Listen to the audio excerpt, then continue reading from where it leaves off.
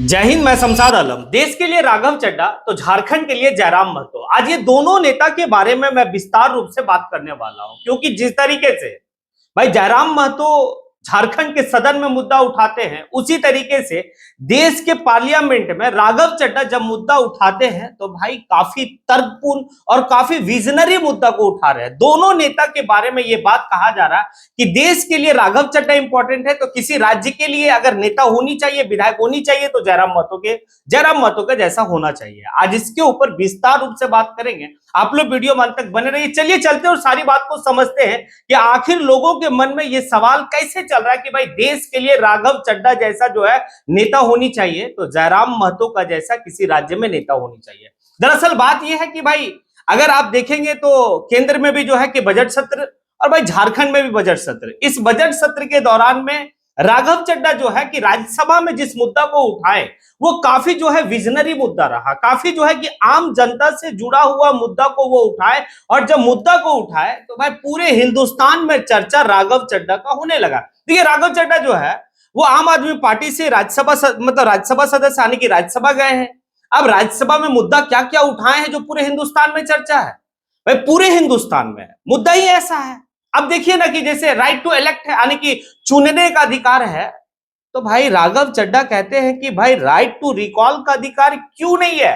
क्योंकि जनता के पास अपने नेता को चुनने का अधिकार है, लेकिन जनता के पास अपने नेता को रिजेक्ट करने का अधिकार नहीं है। अगर सपोज समझिए कि हम एक नेता को चुन लेते हैं, सांसद को चुन लेते हैं, विधायक को चुन लेते हैं, और अगर वो 5 साल के दरमियान में जो वादा हमसे किया था, अगर वो वादा नहीं पूरा करता था, फिर 5 साल हम इंतजार करते हैं सिर्फ उसको जो है कि राइट टू रिकॉल हमें नहीं मिला। राइट टू रिकॉल मिला होता तो फिर उसी आने के समय में 5 साल के दरमियान में जब चाहते तब जो उस नेता को भाई उसके कुर्सी से हटा देता, यही जनता हटा देता।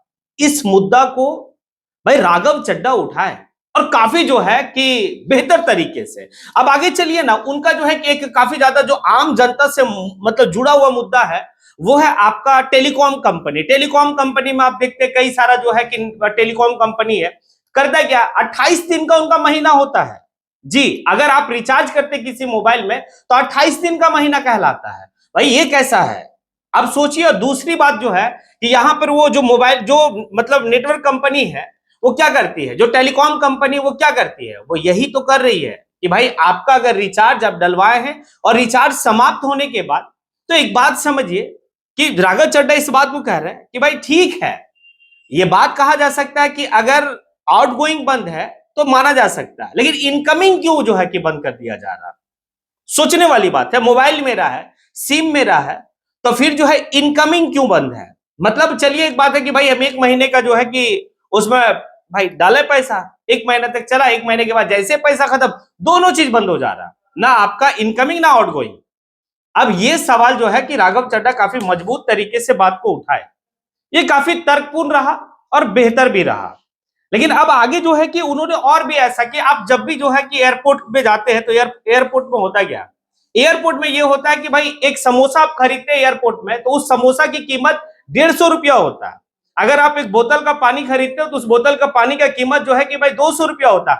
ये सभी मुद्दा को राघव चड्ढा जो है कि भाई देश की पार्लियामेंट में उठाए और कहा यह जाता है कि अभी जो है एयरपोर्ट में वो सारी चीज सामान्य हो गया। देखिए कितना बेहतर जो है कि मुद्दा को वो उठाया। अभी मतलब टोल टैक्स को लेकर, अगर हम जब गाड़ी खरीद रहे उस समय हम टैक्स दे रहे हैं, उस समय हम रजिस्ट्रेशन का सारा चीज दे रहे हैं, तो फिर जो है कि ये जगह जगह पर जो टोल नाका लगा हुआ और टोल नाका में जो है कि टोल टैक्स जमा करना होता है, आखिर ये आम जनता को परेशानी है या नहीं है?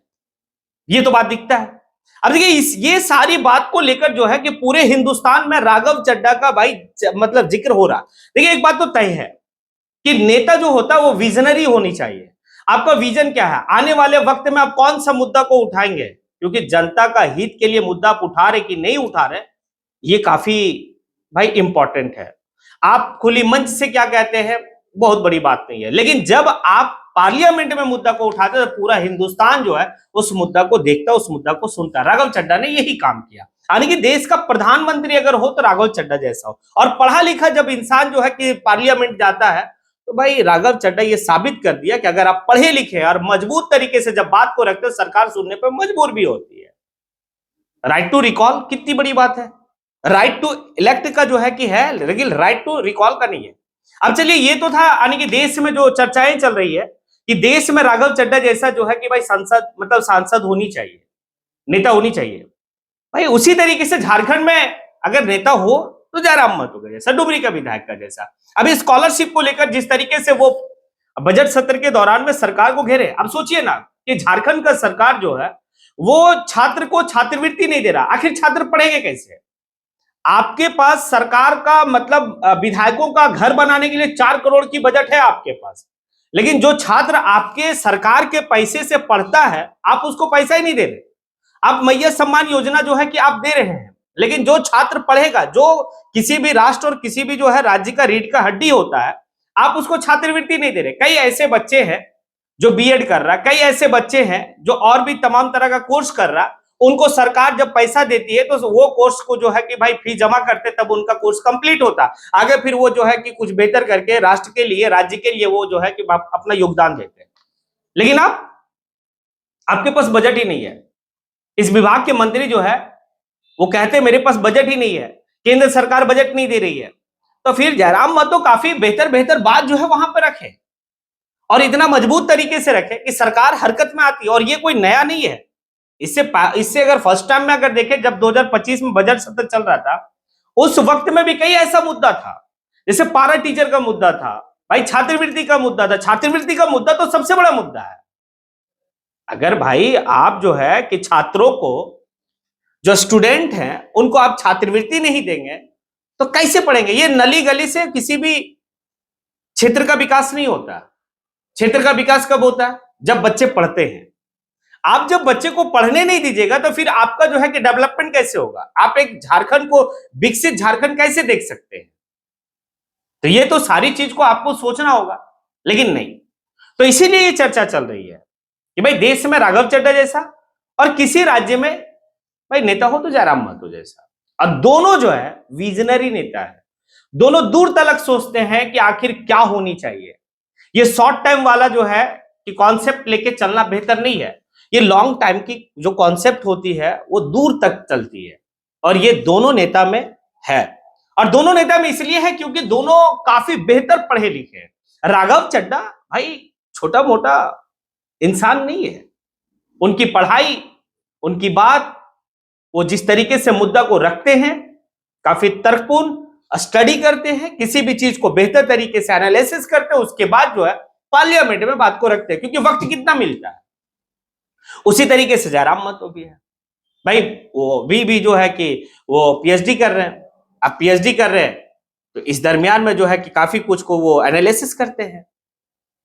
उनका विजन काफी दूर है, काफी बेहतर तरीके से वो सोचते हैं, तभी तो मुद्दा जो है कि धारदार तरीके से रखते भी हैं। तो अब आप लोगों से सवाल है, क्या जिस तरीके से राघव चड्ढा भाई देश के पार्लियामेंट में मुद्दा को उठा रहे हैं और जिस तरीके से डुमरी के विधायक जयराम महतो झारखंड के सदन में मुद्दा को उठा रहे हैं, ये दोनों नेताओं को आप किस रूप से देखते हैं? क्या दोनों नेता को एक ऐसा हो सकता है कि भाई राघव चड्ढा जैसा व्यक्ति जो है कि भाई देश का प्रधानमंत्री हो और राज्य में जो है मुख्यमंत्री जयराम महतो जैसा हो? अगर इस तरीके का नेता किसी प्रदेश और किसी देश का आने के कारोबार को संभालता है, बागडोर को संभालता है, तो वाकई में वो देश एक विश्व गुरु बन सकता है और वाकई में वो देश भाई शिक्षा की ओर में काफी बेहतर काम कर सकता है, क्योंकि शिक्षा ही सब कुछ है आज के टाइम में। आखिर आपको कैसा लगा? क्या आपको समझ में आया मैंने जो कहा? अगर आपको अच्छा लगा हो तो फिर आप कमेंट बॉक्स में आके कमेंट जरूर करें। इसी के साथ मैं अपनी बात को यहीं पे समेटता हूं। जय हिंद।